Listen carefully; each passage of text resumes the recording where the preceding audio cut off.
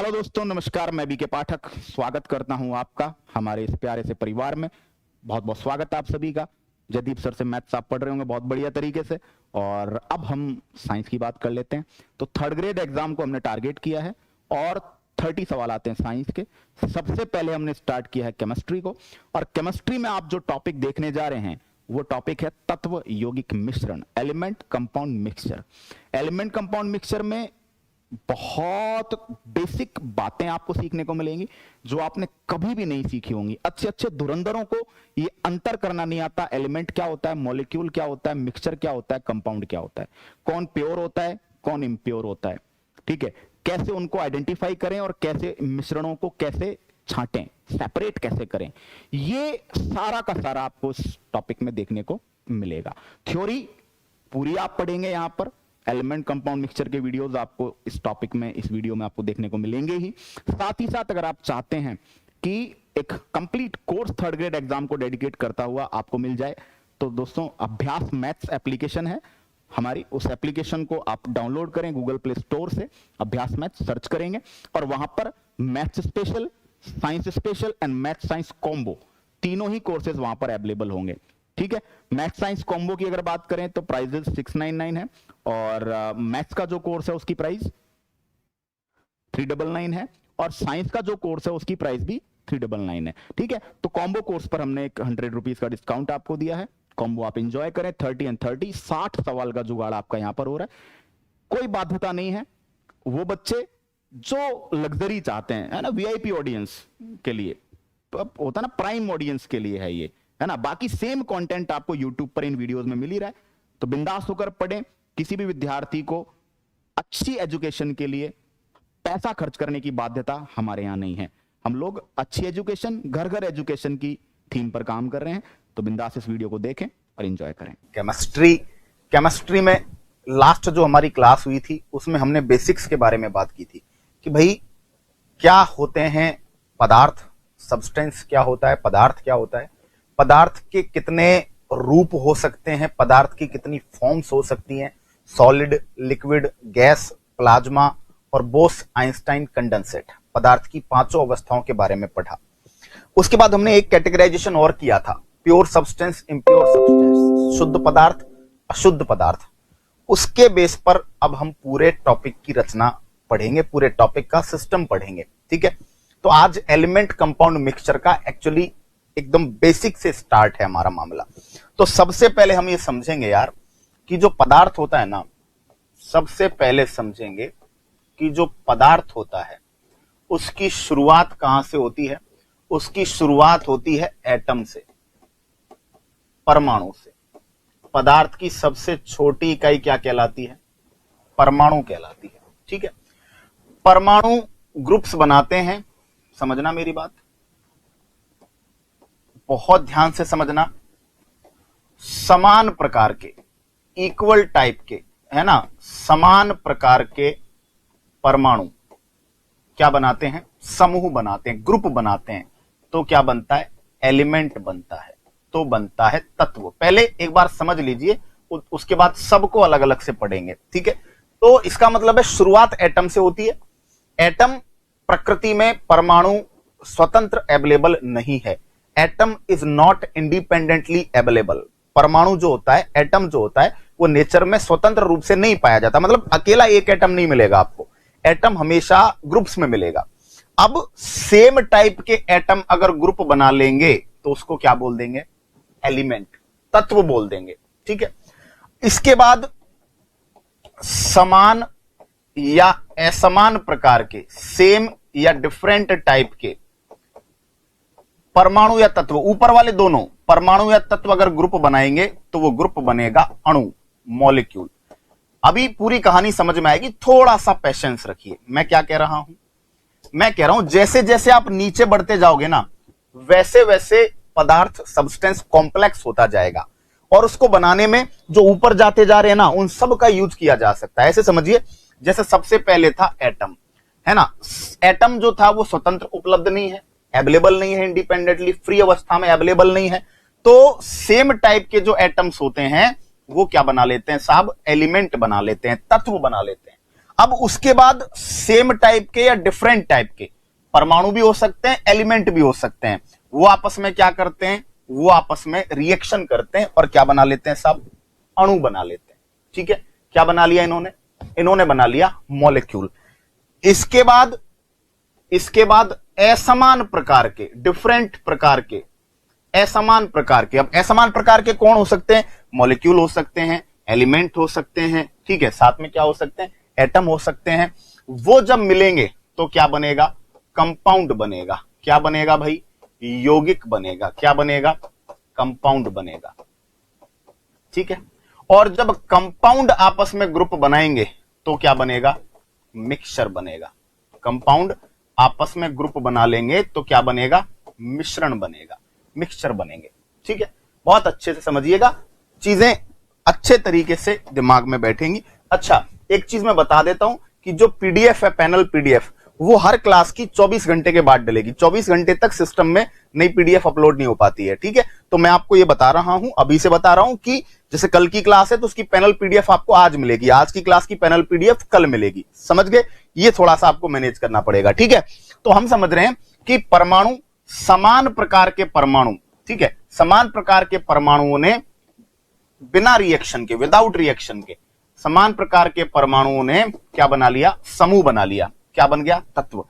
समान या असमान प्रकार के, इक्वल या डिफरेंट टाइप के एलिमेंट या फिर जो एटम्स हैं वो आपस में रिएक्शन करके क्या बना लेते हैं, वो आपस में रिएक्शन करके बना लेते हैं साहब, रिएक्शन करके मॉलिक्यूल बना लेते हैं। उसके बाद जो मॉलिक्यूल्स हैं, डिफरेंट टाइप के मॉलिक्यूल्स या डिफरेंट टाइप के एलिमेंट या डिफरेंट टाइप के एटम, कोई भी हो सकता है ऊपर वाला, वो आपस में मिलकर क्या बना लेंगे, कंपाउंड बना लेंगे। अब इनमें से ये बात आपको याद रखनी है कि जो कंपाउंड और जो मॉलिक्यूल, ये दो चीजें है ना, ये हमेशा केमिकल रिएक्शन से बनेंगी। ये दोनों हमेशा किससे बनेंगे, केमिकल रिएक्शन से बनेंगे, है ना। यानी इनको बनाने के लिए क्या होगी, इनको बनाने के लिए रासायनिक अभिक्रिया होगी। बाकी मिक्सचर को बनाने के लिए, एलिमेंट को बनाने के लिए कोई रिएक्शन नहीं होगी, यहां पे नो रिएक्शन। क्वेश्चन आते हैं यहां से, ठीक है, मैं डिटेल में पढ़ाऊंगा, लेकिन पहले मैं फंडा समझा दूं आपको। क्लियर, कैसे आपसे पूछ जाए मिश्रण कैसे बनता है, तो आप लिखेंगे कि मिश्रणों का निर्माण विभिन्न प्रकार के, डिफरेंट टाइप के कंपाउंड या फिर मॉलिक्यूल या विभिन्न प्रकार के तत्वों के किसी बिना रिएक्शन के, विदाउट रिएक्शन के मिल जाने से होता है। यानी आपसे पूछा मिक्सचर कब बनेगा, तो आप लिखेंगे कि यार मिक्सचर कब बनेगा, जब डिफरेंट टाइप के, सेम टाइप के हो या डिफरेंट टाइप के हो, कंपाउंड हो, अणु हो, एलिमेंट हो या परमाणु हो, आपस में बिना रिएक्शन के मिला दिए, मिक्स कर दिए गए, तो क्या बन गया, मिक्सचर। कंपाउंड की डेफिनेशन पूछेगा तो आप क्या कहोगे कि यौगिक का निर्माण असमान प्रकार के अणु, तत्व या परमाणुओं के बीच केमिकल रिएक्शन के दौरान होता है। यानी कि आपसे पूछा जाए कंपाउंड कैसे बनेगा, तो आप कहेंगे कंपाउंड यौगिक का निर्माण रासायनिक अभिक्रिया के द्वारा होगा। रासायनिक अभिक्रिया किसके बीच में होगी, या तो वो विभिन्न प्रकार के डिफरेंट टाइप के अणुओं के बीच, तत्वों के बीच या परमाणुओं के बीच। आपसे पूछ जाए अणु क्या है, तो आप कहोगे कि अणु जो होते हैं उनका निर्माण विभिन्न प्रकार के तत्व, सेम टाइप के भी हो सकते हैं, डिफरेंट टाइप के, विभिन्न प्रकार के या समान प्रकार के तत्व या परमाणुओं के आपस में रिएक्शन के द्वारा क्या बनता है, अणु बनता है। आप कहेंगे सर तत्व कैसे बनेगा, एलिमेंट कैसे बनेगा, तो समान प्रकार के, लिखा है बीच में, समान प्रकार के परमाणु बिना किसी रिएक्शन के समूह बना लें, ग्रुप बना लें, जुड़ जाएं, तो क्या बनेगा, तत्व बनेगा। बेटा बात समझ में आ रही है, क्लियर। इसीलिए ये हायरार्की आपको समझनी पड़ेगी, ये ऑर्डर समझना पड़ेगा कि भाई समान प्रकार के परमाणु मिलकर तत्व बनाते हैं, समान या असमान प्रकार के एलिमेंट या एटम आपस में रिएक्शन करके क्या बनाते हैं, अणु बनाते हैं। अलग अलग प्रकार के अणु, तत्व या परमाणु रासायनिक अभिक्रिया करेंगे तो यौगिक बनेगा, और विभिन्न प्रकार के सेम या डिफरेंट टाइप के कंपाउंड, मॉलिक्यूल, आपके एलिमेंट या आपके एटम कोई भी हो, ये सब अगर बिना रिएक्शन के आप इन्हें मिक्स कर दोगे तो क्या बन जाएगा साहब, मिश्रण बन जाएगा, मिक्सचर बन जाएगा। ठीक है, तो ये सिस्टम है कि भाई पहले एटम, एटम से तत्व बनता है, तत्वों से आपस में रिएक्शन के दौरान अणु बनते हैं, अणुओं के बीच में जब विभिन्न प्रकार के अणु, अलग अलग प्रकार के तत्व या अणु जब आपस में रासायनिक अभिक्रिया करते हैं, केमिकल रिएक्शन करते हैं, तो क्या बनता है, तो बनता है दोस्तों कंपाउंड। और कंपाउंड के बाद क्या बनता है, मिक्सचर। मैं लैंग्वेज लिखवाऊंगा पूरी, लेकिन मैं एक सिस्टम समझा दिया हूं, है ना, सिस्टम समझाऊंगा पूरा, क्लियर। चलिए, है ना, तो एक बार ये स्क्रीनशॉट लीजिएगा आप, उसके बाद पूरा सिस्टम तो मैं आपको समझाने वाला हूं ही, है ना। मैं बोर्ड पे जैसे जैसे लिखता जाऊंगा आप वैसे वैसे उसकी लैंग्वेज लिखेंगे, ठीक है, क्लियर। एक बार मैंने यहां समझा दिया है, तो इसके बाद हम लोग आगे बढ़ते हैं। देखिए अब सबसे पहले शुरुआत करेंगे परमाणु, एटम, ठीक है। बिल्कुल टेंशन मत लीजिए, जो आपको अभी तो पैनल पीडीएफ दे रहे हैं, मैं आपको प्रिंटेड नोट्स भी दूंगा, आपको नोट्स लिखना नहीं है, आपको बेटा नहीं लिखना, आप केवल समझिए एज इट इज, बिल्कुल जैसा पढ़ा रहा हूं सेम भाषा में मेरे खुद के टाइप किए हुए नोट्स मिलेंगे आपको, ठीक है। तो पैनल पीडीएफ पढ़ते जाइए, एक बार समझते जाइए, बाकी उड़ा देंगे, टेंशन ना लें आप, है ना। तो आपको क्लियर। चलिए परमाणु देखो बेटा, अब लिखना, वो तो एक बार ये डेफिनेशन समझने के बाद वो डायग्राम फिर से समझ में आएगा, आपको क्लियर हो जाएगा कि क्या है। देखो परमाणु के बारे में लिखेंगे, पदार्थ की सबसे सूक्ष्मतम इकाई, पदार्थ की सबसे सूक्ष्मतम इकाई, यानी आपसे पूछा जाए परमाणु क्या होता है, पदार्थ की जो स्मॉलेस्ट यूनिट होती है उसे आप क्या कहते हैं बेटा, उसे आप एटम कहते हैं। पदार्थ की जो स्मॉलेस्ट यूनिट है क्या कहलाएगी, एटम, ठीक है। दूसरा लिखेंगे, परमाणु प्रकृति में स्वतंत्र अवस्था में नहीं पाया जाता।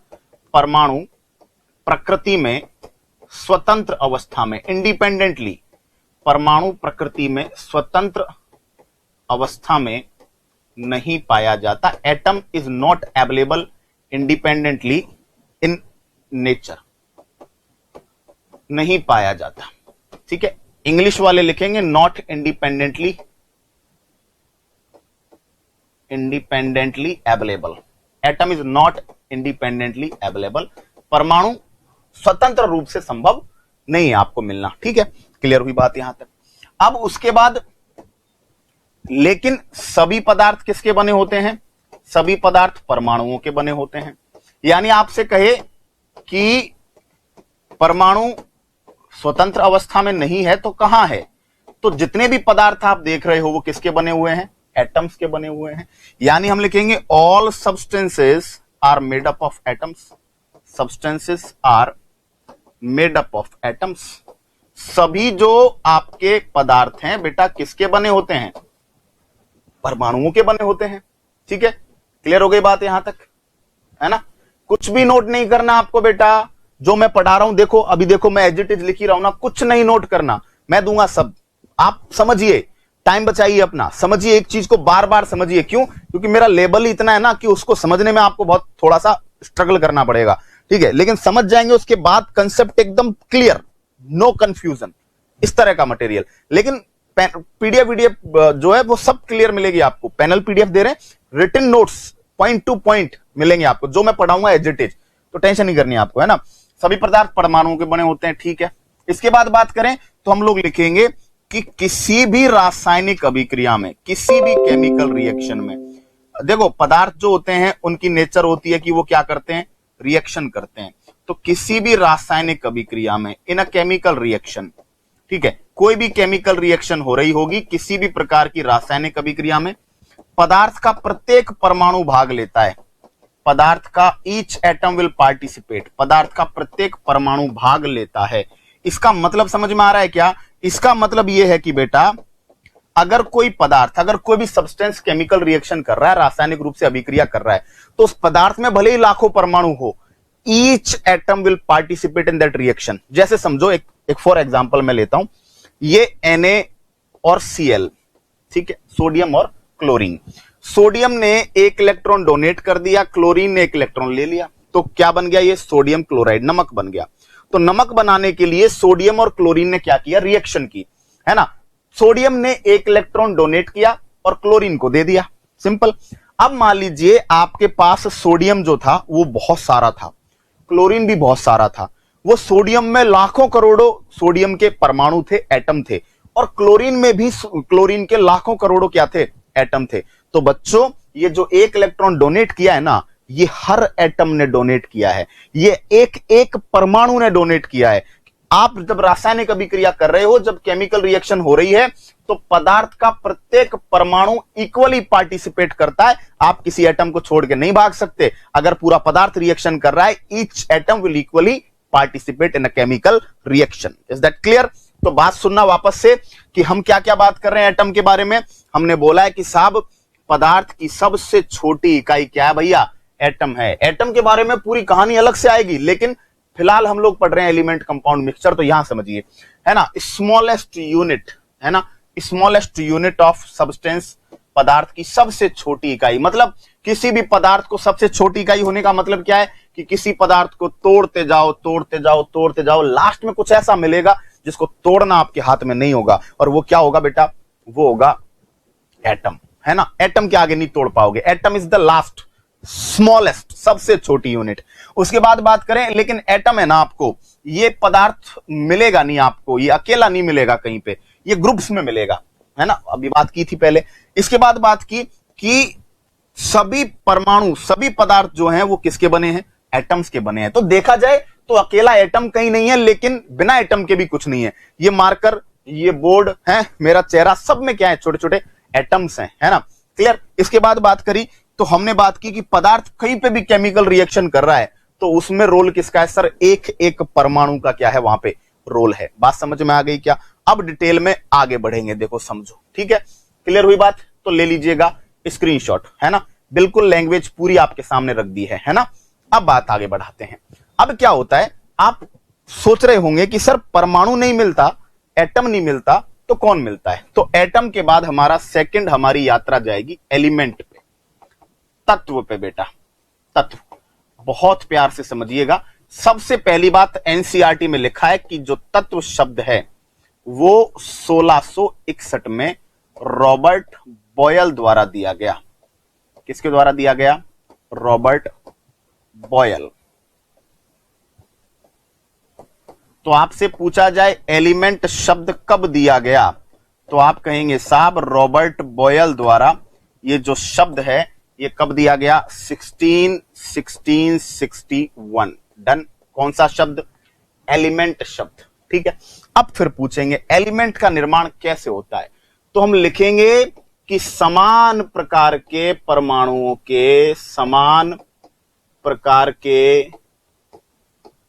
परमाणु, इक्वल टाइप के एटम, समान प्रकार के परमाणुओं का बिना रासायनिक अभिक्रिया के बना हुआ समूह, बिना रासायनिक अभिक्रिया के बना समूह, ठीक है। डेफिनेशन क्या बन गई? तत्व क्या कहलाएगा? बोलो। तत्व कहलाएगा कि समान प्रकार के परमाणु बिना अभिक्रिया किए, कोई रिएक्शन नहीं है, बस साथ साथ आके बैठ गए, है ना, सेम टाइप के एटम्स। इंग्लिश में क्या लिखोगे भैया? इंग्लिश में लिखोगे group of same type of atoms, same type of atoms without reaction. क्या नहीं हुई है? विदाउट रिएक्शन, इनके बीच में कोई रिएक्शन नहीं हुई है, ठीक है। ऐसे समझिए एक ही परमाणु, जैसे iron iron iron iron iron, ठीक है, gold gold gold gold gold, है ना, जैसे silver silver silver silver silver, same type के, वो क्या कहलाएंगे बेटा? तत्व। तो तत्व के बारे में नेक्स्ट बात लिखेंगे पदार्थ की शुद्धतम अवस्था, पदार्थ की सबसे प्योरेस्ट फॉर्म। क्योंकि देखो समझो, परमाणु को तो आप देख नहीं पाते, ठीक है। अब तत्व जो होता है वो समान प्रकार के परमाणु से बना होता है। मतलब अगर आपके पास 1 किलो लोहा है तो उसमें सारे जो एटम है वो लोहे के ही है, तो एक तरीके से देखा जाए वो प्योर है ना। तो हम लोग लिखेंगे purest form of substance, purest form of a substance. पदार्थ की सबसे शुद्धतम इकाई जो है वो क्या है भैया? पदार्थ की सबसे शुद्धतम जो इकाई है वो क्या है बेटा? वो आपके तत्व है, ठीक है।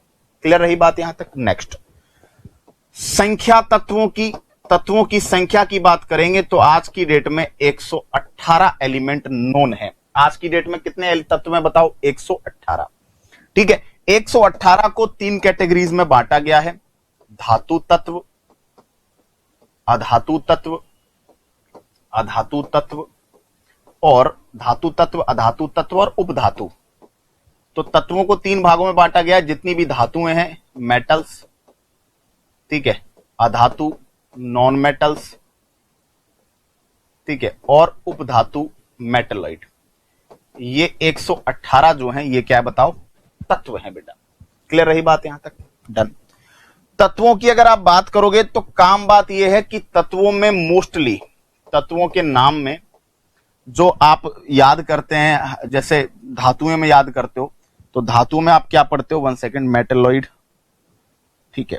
जैसे धातुओं में अगर आप पढ़ते हो तो धातु में आप कौन कौन से मेटल्स में पढ़ते हो, तो मेटल्स में लोहा पढ़ते हो, ठीक है, सोना पढ़ते हो, चांदी पढ़ते हो, ये मेटल्स में है, ठीक है।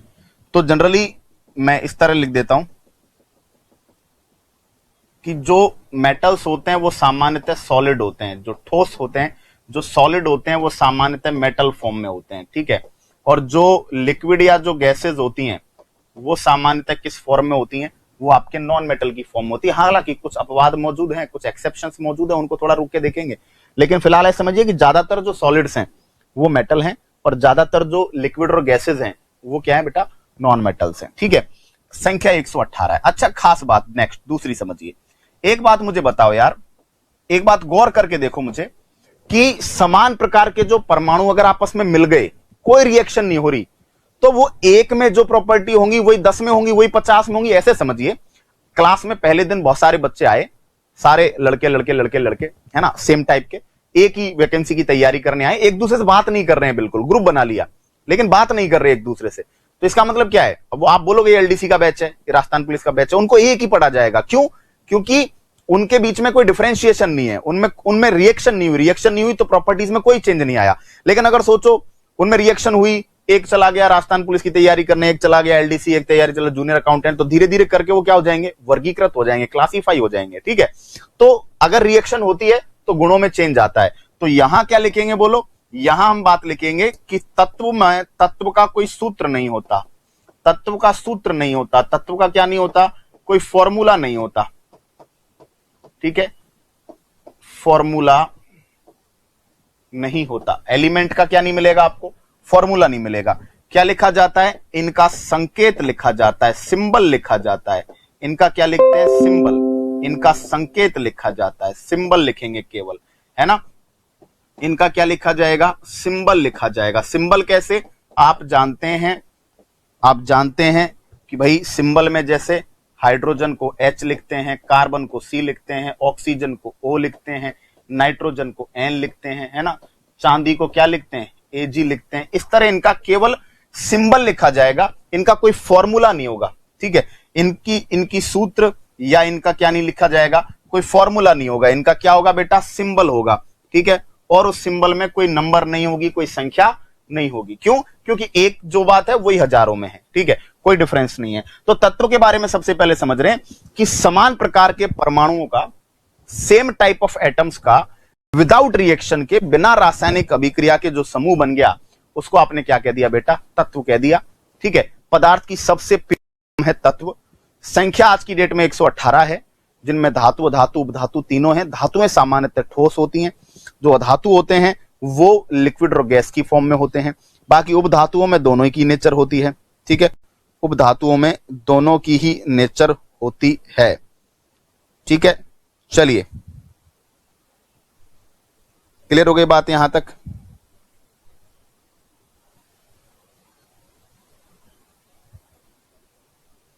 चलिए, कोई बात यहां तक भैया? अब बात करते हैं आगे, ठीक है। अब तत्व के बारे में एक सिस्टम तो समझ गए होंगे आप कि भाई पीरियोडिक टेबल में, आवर्त सारणी में जो आप नाम पढ़ते हो, है ना, वो सारे के सारे क्या हैं, तत्व हैं। तत्व की एक पहचान का तरीका यह है कि एक तो इनका सिंबल मिलेगा, सिंबल संकेत से पहचान कर सकते हो। दूसरा सिंबल नहीं मिला तो इनके नाम के पीछे ईएम होता है सामान्यतः, है ना। जो नए खोजे गए हैं ना उनके ज्यादातर के नाम के पीछे ये तरीका है, 100% श्योर नहीं है लेकिन ये तरीका है ईएम। जैसे रदरफोर्डियम, कैलिफोर्नियम, थोरियम, यूरेनियम, है ना, लिवर्मोनियम, फ्रांसियम। तो ज्यादातर आपको एलिमेंट्स के नाम के पीछे वर्ड मिलेगा ईएम, कैल्शियम, सोडियम, है ना। तो इस तरह से थोड़ा सा आपको हेल्प मिल जाएगी यहां पर आइडेंटिफिकेशन करने में, ठीक है बेटा। तो ले लीजिएगा एक बार आप स्क्रीनशॉट, बाकी पैनल पीडीएफ तो मिलेगी, है ना। चलिए अब आगे बात करते हैं तत्व के बारे में। नेक्स्ट बात तत्व के बारे में और करेंगे। तत्व, एलिमेंट, हम लिखेंगे तत्व को, एलिमेंट को भौतिक या रासायनिक प्रक्रिया के द्वारा पदार्थ की सबसे शुद्धतम अवस्था है। तो तत्व को किसी भी फिजिकल केमिकल प्रोसेस, किसी भी रासायनिक प्रक्रिया द्वारा अन्य तत्वों में नहीं तोड़ सकते, अन्य तत्वों में नहीं तोड़ सकते, नहीं तोड़ सकते। यानी समझना कि आयरन है तो आयरन से आप दूसरे एलिमेंट नहीं बना सकते केमिकल या फिजिकल रिएक्शंस के द्वारा, है ना। आयरन है तो आयरन रहेगा, उसको गर्म कर दोगे तो भी आयरन है, पिघला दोगे तो भी आयरन है, बीच में से तोड़ दोगे, बारीक पीस दोगे, एकदम सब कुछ कर दोगे तो भी वो आयरन है, ठीक है। तो हम लोग लिखेंगे an element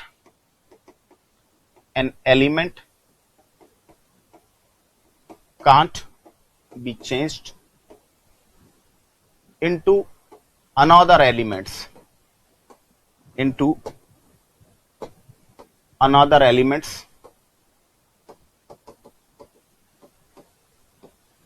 by any physical and chemical process, physical और केमिकल प्रोसेस, किसी भी भौतिक या रासायनिक प्रक्रिया के द्वारा एलिमेंट को आप दूसरे एलिमेंट्स में नहीं तोड़ सकते, क्योंकि वो पदार्थ की सबसे शुद्धतम अवस्था है, दैट्स द प्योरेस्ट फॉर्म, ठीक है। बात समझ में आ गई मेरी।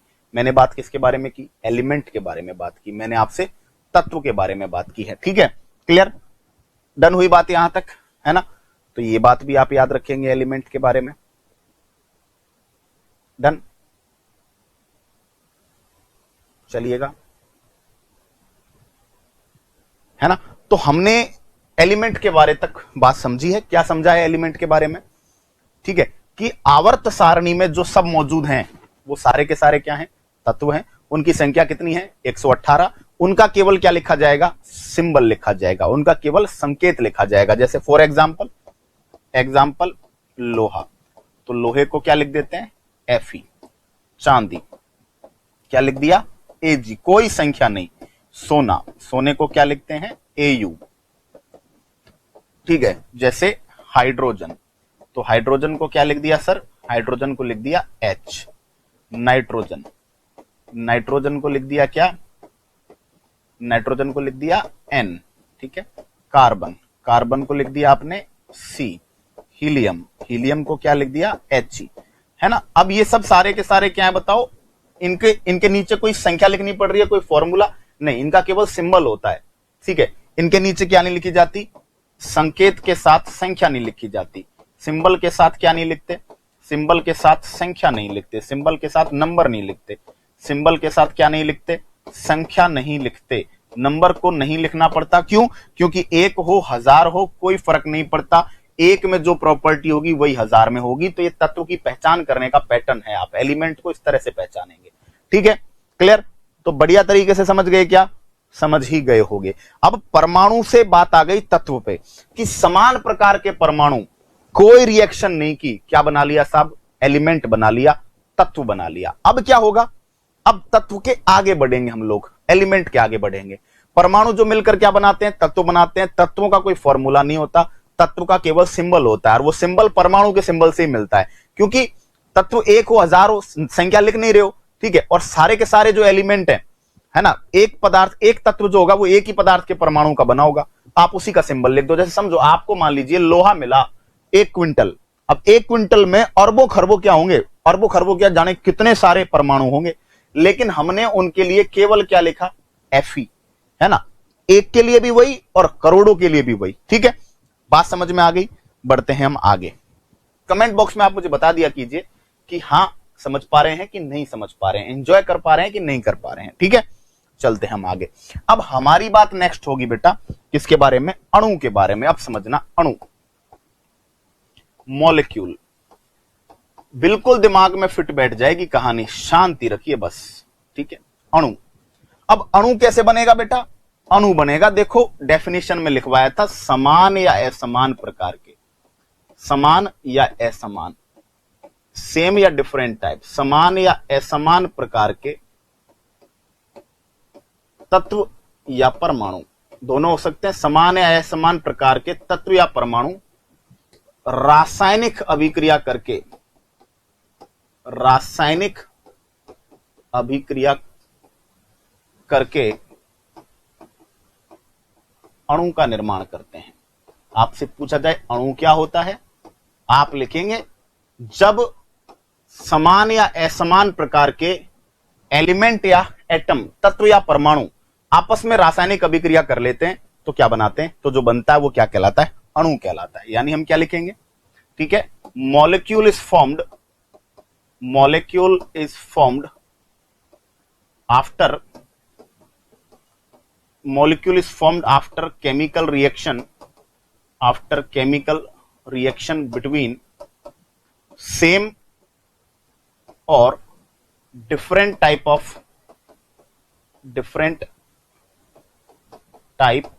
of elements or atoms। समझ पा रहे हैं क्या बात चल रही है? कि सेम या डिफरेंट टाइप के एटम्स जो होंगे उनके बीच में जब केमिकल रिएक्शन होगी तो क्या बनेगा बेटा? अणु बनेगा। अब अणु की बात सुन लो, मजा आएगा। अणु का क्या लिखा जाता है? सूत्र लिखा जाता है, फॉर्मूला लिखा जाता है। There will be a formula. क्या लिखा जाएगा? फॉर्मूला। लिखा जाता है, ठीक है, कोई ना कोई फॉर्मूला होगा। फॉर्मूले में क्या होता है? संकेत के नीचे संख्या होती है, संकेत के नीचे क्या होता है? संख्या होती है, ठीक है, सिंबल के नीचे नंबर होता है। For example O2 oxygen gas, O3 ozone gas, H2 hydrogen gas, N2 nitrogen gas, CO2 carbon dioxide, है ना, H2SO4, NH3 अमोनिया, है ना, जल H2O। बताओ इन सब में क्या लिख रहे हो आप? फॉर्मूला लिख रहे हो, है ना। सेम टाइप का भी हो या अलग प्रकार का हो, नीचे आप क्या दर्शा रहे हो? संख्या। इससे क्या पता चल रहा है? 2 ऑक्सीजनों ने क्रिया की है, 3 ऑक्सीजनों ने क्रिया की है, 1 नाइट्रोजन और 3 हाइड्रोजन ने रिएक्शन की है, 2 हाइड्रोजन के बीच रिएक्शन की है, पता चलेगा। क्यों लिखनी पड़ रही है संख्या? क्योंकि बेटा 2 लोग रिएक्शन करेंगे तो ऑक्सीजन बन रही है, देखो, और तीसरा ऑक्सीजन आते ही ओजोन बन रही है। अब ऑक्सीजन की प्रॉपर्टीज कुछ और ही है और ओजोन की प्रॉपर्टी कुछ और ही है। इसका मतलब अगर रिएक्शन हो रही है तो एक एक बंदे का फर्क पड़ेगा, रिएक्शन नहीं हो रही है तो हजारों को एक साथ बैठा दो, काम चल जाएगा। लेकिन अगर रिएक्शन हो रही है तो समझो मैं हूं, अब मैं बहुत सीधा साधा आदमी हूं, मेरा एक दोस्त बना फर्जी, लोफर एकदम, है ना, लीचड़, और वो तगड़े गंदे शौक, धीरे धीरे करके उसकी संगत का मुझ पे असर होने लगा।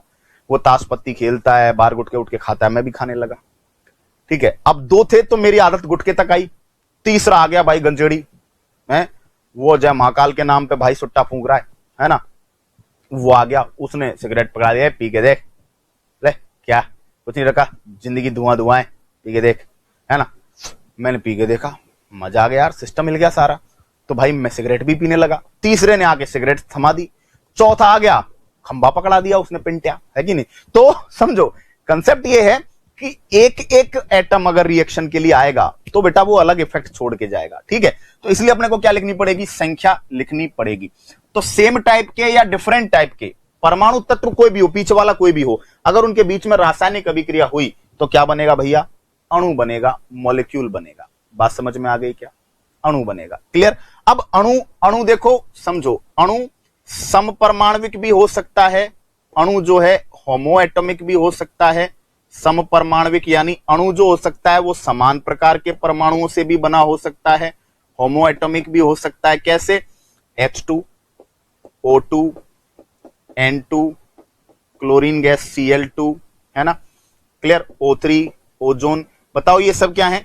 समपरमाणविक, समान परमाणु वाले, है ना। और अणु विषम परमाणविक भी हो सकता है, हेटेरोएटॉमिक भी हो सकता है। विषम परमाणविक भी हो सकता है, यानी उसके अंदर अलग अलग प्रकार के परमाणु भी हो सकते हैं। एक खास बात समझना, यहां समझना, देखो जैसे आपने लिखा C और O कार्बन मोनोऑक्साइड, अब आपके दिमाग में क्वेश्चन आएगा कि सर नंबर तो लिखी नहीं, लेकिन बेटा तो सूत्र तो है ना, कार्बन और ऑक्सीजन अलग अलग है। अब आप कहोगे कि सर इसका तो केवल ये सिंबल अगर इसको हम मान लें तो ये तो तत्व हो जाएगा, लेकिन नहीं बेटा, क्यों? क्योंकि तत्वों में सेम ही टाइप के परमाणु होते हैं। यहां दो अलग अलग प्रकार के हो गए, कार्बन और ऑक्सीजन, ठीक है। NO nitrogen oxide, NO2 nitrogen dioxide, SO2 sulphur dioxide, H2O, है ना, ये सब क्या है बताओ? विषम परमाणविक अणु है, डिफरेंट टाइप के एटम्स हैं इनके अंदर, है ना। तो अणु बेटा समपरमाणविक भी हो सकता है, तो विषम परमाणविक भी हो सकता है। मेरी बात समझ गए हैं क्या? मैं क्या कह रहा हूं, एक एक चीज आगे बढ़ा रहा हूं, बिल्कुल, है ना। तत्व परमाणु से बनते हैं तत्व, परमाणु और तत्वों से बनते हैं क्या? अणु। लेकिन खास बात थी कि तत्व हमेशा समान प्रकार के परमाणु से बन रहा था, लेकिन अणु समान से भी बन सकता है और अलग अलग प्रकार के परमाणुओं से भी बन सकता है, ठीक है। अब सेम टाइप कैसे बनेगा या डिफरेंट टाइप कैसे बनेगा, ये डिपेंड करेगा कि कौन कौन से एटम्स भाग ले रहे हैं, ठीक है। अब उससे हमें फर्क नहीं पड़ रहा है, दोनों ही अणु कहलाएंगे। बस आपको क्या पता होना चाहिए? आपको सूत्र पता होना चाहिए, आपके पास फॉर्मूला होना चाहिए, आपके पास सूत्र होना चाहिए। मेरी बात समझ गए हैं क्या? मुझे जवाब दीजिएगा, ठीक है। समझ गए होगे? अब मैं बात को आगे बढ़ा दूं क्या? एक एक बात लिखी है बोर्ड पे, है ना, बात को आगे बढ़ा दूं क्या? अणु तक तो बात समझ में आ गई होगी, ठीक है। अब अणु के बाद यात्रा करते हैं यौगिक पर, ठीक। यौगिक, कंपाउंड। अब अणु समझ में आ गया तो यौगिक में दिक्कत नहीं आएगी। कंपाउंड, कंपाउंड में हम लोग लिखेंगे कि असमान प्रकार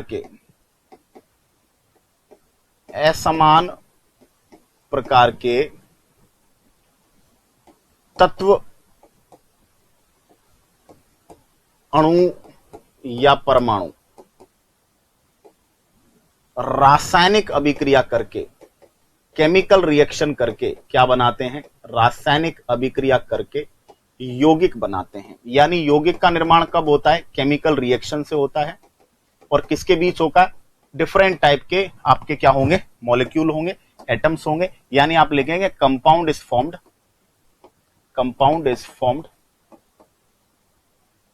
after chemical reaction between different type of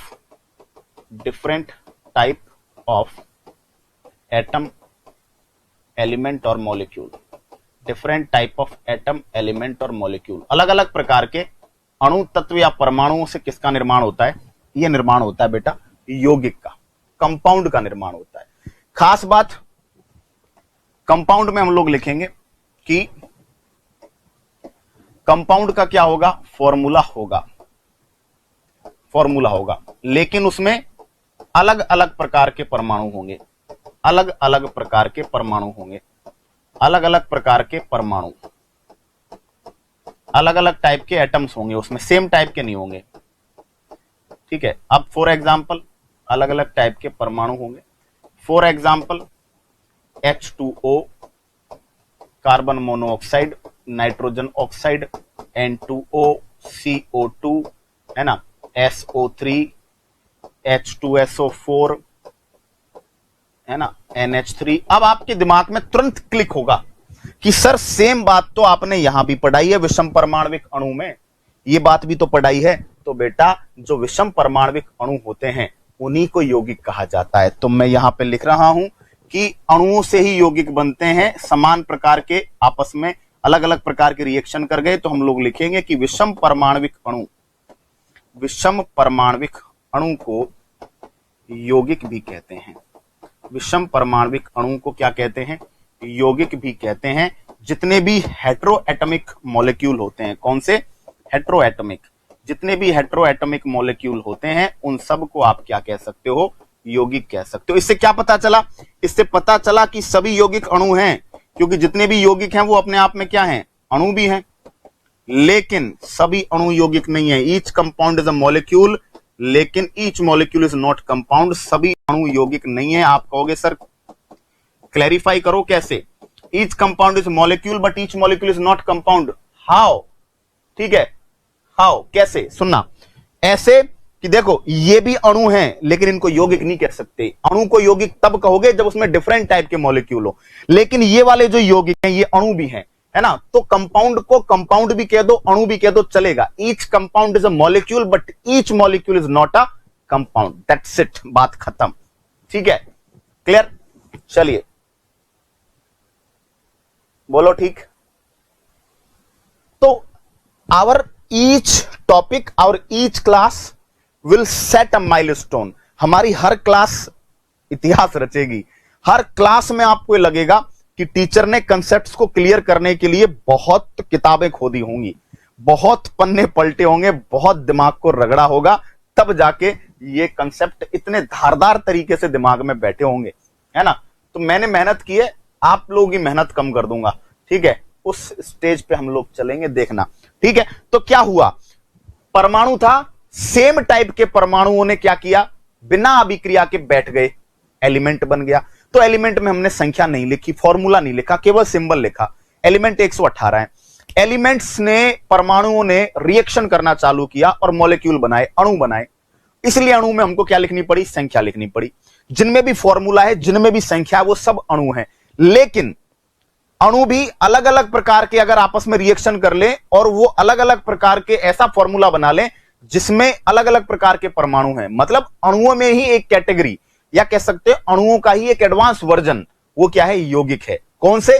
विषम परमाणविक, हेटेरोएटमिक, जिसमें अलग अलग प्रकार के परमाणु मौजूद हो, ये वाले, है ना। इनको आप अणु भी कहोगे, विषम परमाणविक अणु है, एज वेल एज आप इनको क्या कहोगे, कंपाउंड भी कहोगे। ठीक है, इसीलिए हमने कंपाउंड में परिभाषा लिखी है, each compound is a molecule but each molecule is not a compound. सभी यौगिक अणु हैं लेकिन सभी अणु यौगिक नहीं है। क्लियर? बात समझ में आ गई क्या? बोलो ठीक है ना। अब कंपाउंड की खास बात सुनिएगा कि यौगिक में, वेरी गुड, यहां लिखना इस बात, यौगिक में घटकों का जो अनुपात है, घटकों का अनुपात या प्रतिशत, घटकों का अनुपात या प्रतिशत फिक्स रहता है, फिक्स रहता है। ठीक है, यानी percentage of components, percentage of component is constant. ठीक है, मैं इसको अलग ही लिखूंगा, चलो यहां नहीं लिखता है ना, यहां ये थोड़ा दिक्कत करेगा, तो मैं इसको आगे लिखता हूं। ठीक है, क्लियर? आगे नहीं लिखता तो मैं इसको थोड़ा सा ऊपर पहुंचा देता हूं, देखो। ठीक है, दिख पा रहा है क्या आपको? ऊपर दिख पा रहा है कि एक बार मुझे बता दीजिएगा। ठीक है, दिख पा रहा होगा, नहीं दिख पा रहा क्या? ऊपर मुझे बता दो एक बार बस।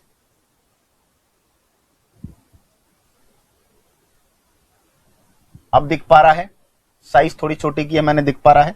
ठीक है, अब यहां क्या लिखेंगे, यहां लिखेंगे यौगिक में, बहुत इंपॉर्टेंट बात बता रहा हूं, यौगिक में घटकों का अनुपात, घटकों का अनुपात या प्रतिशत, घटकों का अनुपात या प्रतिशत सदैव समान रहता है। अब समझना, सदैव समान रहता है, सदैव समान रहता है, इसका मतलब क्या है, मैं पहले लिख देता हूं फिर समझाता हूं। इसका मतलब है परसेंटेज और रेशियो ऑफ कंपोनेंट्स, परसेंटेज और रेशियो ऑफ कंपोनेंट्स, कंपोनेंट्स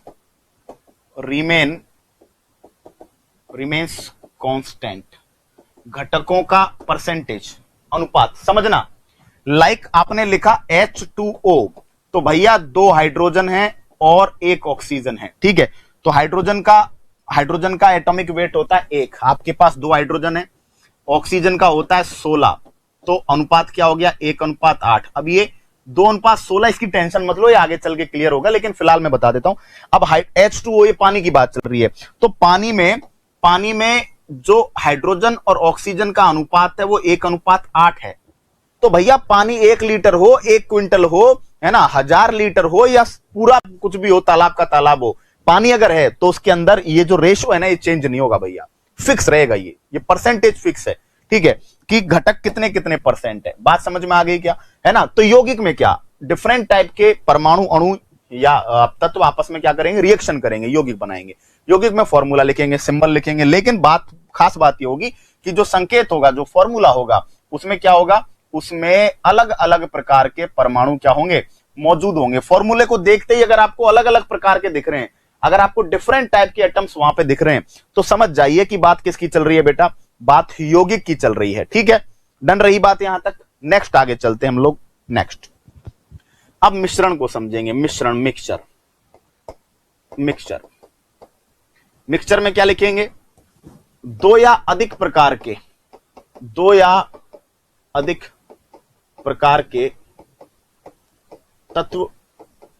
प्रकार के तत्व, यौगिक या अणुओं का बिना रासायनिक